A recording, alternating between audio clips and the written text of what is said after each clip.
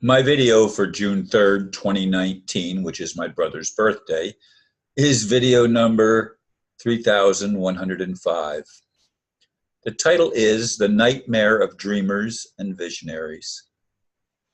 Since childhood, I have had a vision of heaven on earth. I've dreamed of a time we could cooperate, actually listening to one another, finding the common ground, and working to co-create peace on earth. Of course, peace is not profitable for those with an agenda to control others through lies and deceitful practices.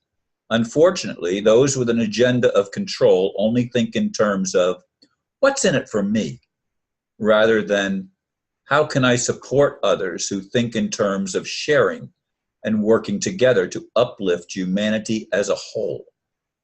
There is no wholeness in the game plan of egomaniacs. Yes, they do present a totally different face, as all hypocrites do. They want to be perceived as wise and benevolent, even when their actions are the opposite. Personally, I struggle trying to maintain my vision and purpose for living. It's hard to continue trying to wake people up to what seems so obvious to me. Mind control seems so prevalent throughout the world. What's the remedy? Once again, as I sit at the computer trying to figure out what I'm going to make my video about today without sounding like a broken record. And it's a challenge. I mean, I do get almost daily updates on the currency revaluation, which of course has been imminent for years. It's an any day now proposition. And the any day now is always a date sometime in the future. It might even be tomorrow. But of course, tomorrow never comes when good things can happen for humanity, when we might actually learn the truth that liberates us from the bondage of the control grid that we have been under for eons. And it's been so long that we don't even remember what it was like before, unless we're visionaries and are able to see a time in the future, or is it the past, way distant past? I don't know for sure. Is time fluid, as some say? Is time only now? Is it just an illusion? Or more precisely, is it a delusion by which we're all deluded to think that our lives actually matter? Oh, matter. You mean physical being? Well, matter is an illusion too. And visionaries see beyond the material manifestation and see a world that is congruent, not with what has happened in the past, but with the vision of what we can be. Perhaps what we were when we were first created, before someone or something turned off our codons. But who would have allowed that? Would that have been a benevolent action to allow humanity, God's creation, to be limited by another portion of creation, such as fallen angels or demons, as they seem to have become, who are greedy, who are self-serving, who think nothing of hurting anyone else if it stands in the way of their control vision. That is the vision of being the boss, of being the top dog, of being the highest one on the totem pole.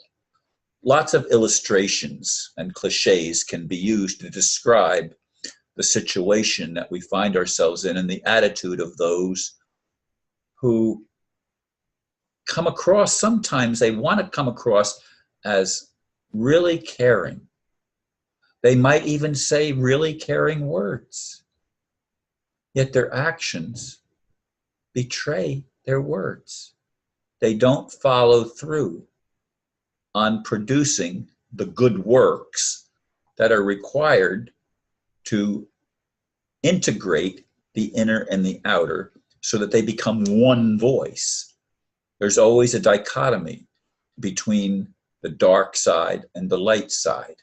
And we all have a dark side and a light side in a world of polarization, or should I say, a world of polarity. Well, polarity isn't a bad thing, but to some people it is. There should be no male and female. There should be no dark and light. There should be no positive and negative charges, yet that's what holds the physical world together. And of course, the male and female, or the masculine and feminine, coming together is what creates new life. That is, new aspects, babies, little animals, even plants reproduce by the merging of opposites, not by the separation.